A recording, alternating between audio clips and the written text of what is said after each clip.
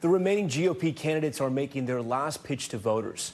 Florida Governor Ron DeSantis is hoping that he can secure a win in the Hawkeye state after picking up a major endorsement from prominent evangelical leader Bob Vander Plaats. He's a key figure in Iowa politics and is also the president and CEO of the Family Leader, a socially conservative organization in Iowa. He's endorsed several other GOP candidates who have gone on to win the caucus, including Mike Huckabee in 2008, Rick Santorum in 2012, and Ted Cruz in 2016. Many consider him a kingmaker when it comes to Iowa politics. And Bob joins Top Story Live tonight. Bob, thank you so much for joining us. I know this is not going to have a major repercussions in Iowa, but what is your reaction to Governor Chris Christie dropping out?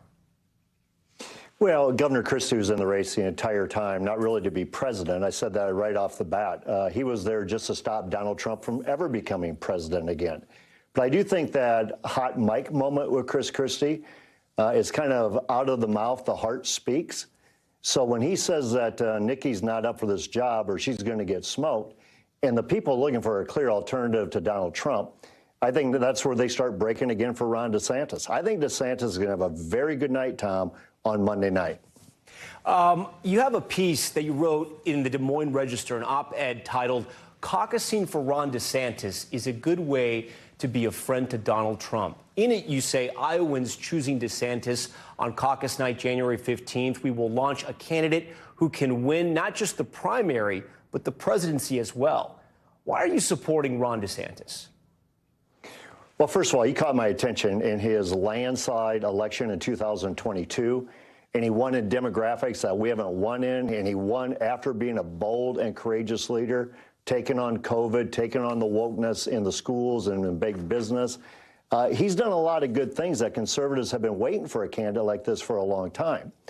So not only can he win, he can lead on day one, he can lead for 2 terms.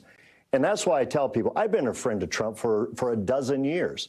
This is not against Donald Trump. This is for the future of this country and for the next generation.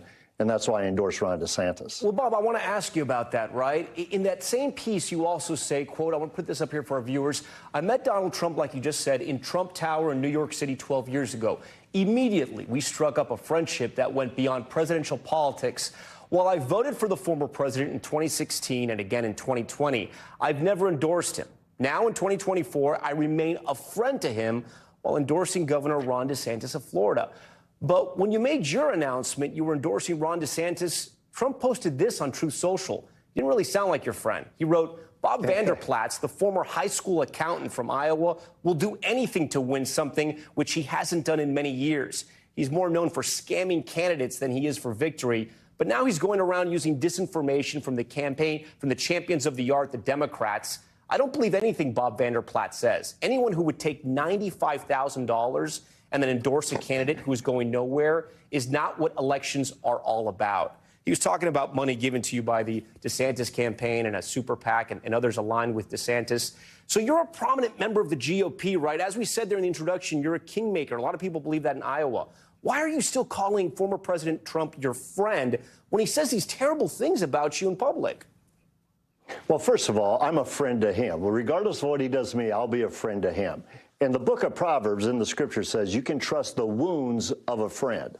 And so what I'm doing is, again, I'm being a friend to him while I'm endorsing Ron DeSantis. And there are things, I know Donald Trump. And Donald Trump's a New York street fighter. This is how he plays. He takes your strength, he tries to make it your weakness. Donald Trump knows better than anybody that my endorsement never has been and never will be for sale. And so what he wants to do is he wants to attack that. But that's okay. Ron DeSantis has been proven to be a leader. This isn't about me. It's about the future of the country, and it's about the future of the next generation. And I think Ron DeSantis is the candidate for such a time as this. And I think it's why Governor Reynolds has also endorsed him, which was a historic endorsement. And I think it sets him up. After all the time he spent in Iowa, he's built a great organization. Then on January 15, when the high is supposed to be a -2, I think his organization turns out, and I think he's going to have a good night on Monday night. I'm going to ask you about that in a moment, but I do kind of sort of want to hone in on this because from my observations and a lot of people watching this race, it seems like people who want to beat Donald Trump still say they love Donald Trump, but they got to have somebody else. Even in this sort of endorsement, which you've given Ron DeSantis, which we all know about, and this op-ed, you're still saying Donald Trump's your friend. And it sounds like you'd be okay if Donald Trump was your president again, but you're still trying to get Ron DeSantis to win. Isn't that the problem with the campaign, right? Because you're almost confusing voters. You're giving them a mixed message. No, I don't think it's a problem at all. Matter of fact, I think we need to raise to a higher standard in this country.